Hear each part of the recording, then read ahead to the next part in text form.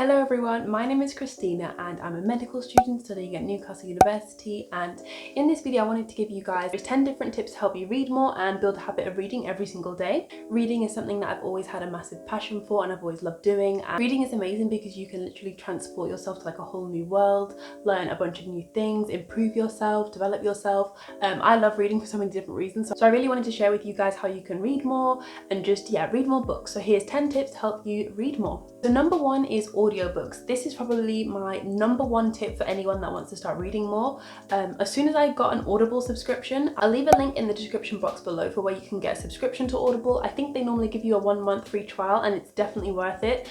This video is not sponsored by Audible, by the way, although I wish it was. When I got an Audible subscription, that is when the amount of books I read started to like skyrocket. I started to read so much more. I started to read books a lot faster as well. The great thing about audiobooks is that they allow you to multitask. So normally if you've got like a physical copy of a book, like if you're physically reading it, you have to find the time to like sit down and read and like turn the pages and stuff. But when you've got an audiobook, you can listen to books while you're walking the dog, washing the dishes, driving in the car, literally anywhere.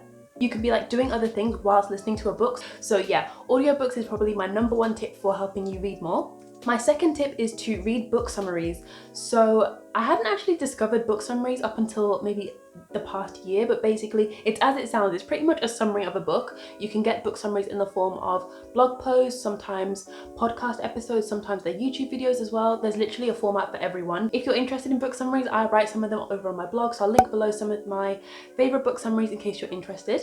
But this actually helps you to read more books, because if you're not quite sure where to start in terms of like getting into reading, then you could probably maybe read a few book summaries of the books that you want to read, find out if it's something that you'd enjoy, and then maybe you can buy the actual book or get the audiobook. This really helps me to read more, because instead of like reading reviews on the book, because that's always subjective, it depends on someone's opinion. Someone might absolutely love a book and then someone else might hate it. So reviews don't really work for me. What I prefer to do is read a book summary, because that's literally what the book has, what it contains, and then I can find out whether or not that's something that I'd like. I've also noticed with book summaries, if I'm reading a book that I don't really like but I still want to say that I've like read it, then I find that reading the book summary it makes me feel a bit better about not finishing the book, because if I've read the book summary, I've pretty much got the gist of what the book is about, so I don't need to read the whole thing. So yeah, book summaries are a great way to get started as well. My third tip is to get a Kindle. So this is something that I mentioned in my June favorites. I'll link that down in the description box below for you guys in case you want to watch that. But when I got a Kindle, I definitely started to read more. It pretty much became part of my evening routine. Every night I read 2 to 3 pages, obviously like a Kindle page of a book, and yeah, it's something little but it adds up over time. So this is something simple, and if you have the money in your budget, then definitely look into getting Kindle. The great thing about Kindles is that you're pretty much carrying multiple books at once.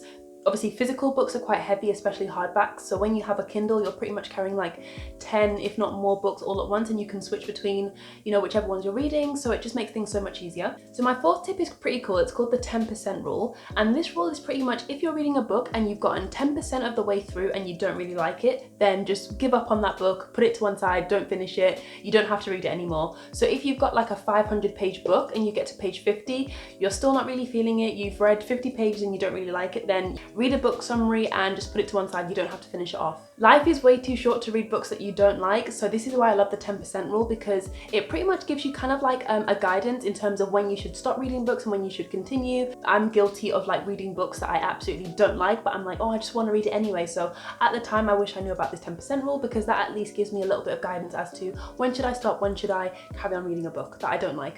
So have a reading list. This is something that I've only started doing recently, but it definitely helps me to kind of keep track of what books I'm reading and which books I want to read. So I just keep my reading list on this app called Keep, which is a Google note-taking app. It's not very high-tech, it's not as good as Notion, but I just have it for like shopping lists and like really random bursts of ideas and stuff that I have. This helps to eliminate the hardest bit about picking a new book to read or choosing which book to read next. You can just have a look at your reading list and pick the next one off of that. You don't have to worry about my friend recommended this, or this book looks really good. You can just stick to your reading list and add all the new books on the end of it, and then just decide which ones you want to read. If you can, try and make it part of your routine. So whether you can squeeze it into your morning, maybe your lunchtime, maybe listen to a podcast about a book over lunch, or maybe just before you go to bed, read a bit of a book. Try and find a way if you can incorporate it into your routine. That way every single day you are going to be reading a book in some form or another. So whether it's a paperback or an audiobook or a podcast, try and incorporate it into your routine. Read short books. So I'll put like a few pictures of some of my favorite shorter books on the screen.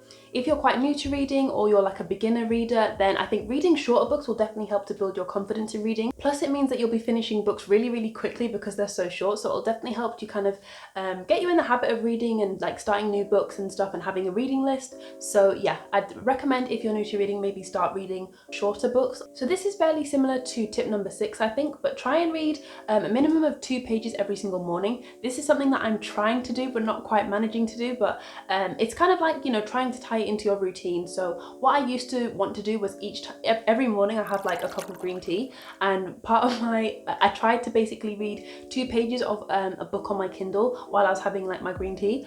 But yeah, that's another way that you can try and incorporate reading into your morning routine. But yeah, I think this is a really cool one, especially if you're quite busy and stuff, just trying to squeeze it into anywhere that you can. And even though it's 2 pages, it doesn't seem like much, that definitely will add up over time.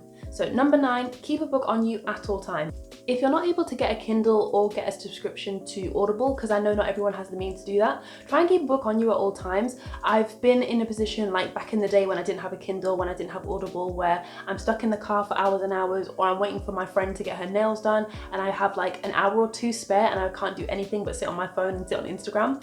And it's back then that I wish I had like a book on me. So if you can, try and keep a short book or a thin book on you at all times. That way you've always got something to read, especially if you're someone that commutes quite a lot on the train or in the bus. Just having a book on you at all times will really help you to like read more. Number 10 is use Goodreads. So a lot of you might not have heard of this before, but Goodreads is pretty much a social media for people who love books or people who are like bookworms. Pretty much a platform for people who are either authors or readers to share their thoughts on books and to write reviews as well. The great thing about Goodreads is that you can kind of have bookshelves of maybe all your favorite politics books or all your favorite self-help books or your favorite mystery books. You can kind of create bookshelves on whatever you want, and it's so just customizable. You can kind of you can have book clubs as well. You can make friends on Goodreads. It's quite fun. I think it maybe adds a bit of like a game element to reading, especially because you can have a challenge where every single year you set a number of books that you want to read. So for me, my 2020 challenge is to read 52 books, which is like 1 book a week. And at the moment I am currently ahead of schedule, which is quite nice, but I haven't been reading that much recently, so I actually need to like follow some of my own tips with this. If you're struggling to like really get into reading, then I think Goodreads will really help. It just makes it a bit more fun. I'd love to know what kind of books you guys are reading at the moment. I'm currently reading a number of books. I'm currently reading Think and Grow Rich. I'm currently reading a book called Bad Feminist, which is quite good. Let me know in the comments if you guys are reading any books or what books you're planning to read. I'd love to know what you're reading or what you want to read. Yeah, thank you so much for watching. Bye! Reading is something that I've always had a massive impact. So you can listen to books like while you're working.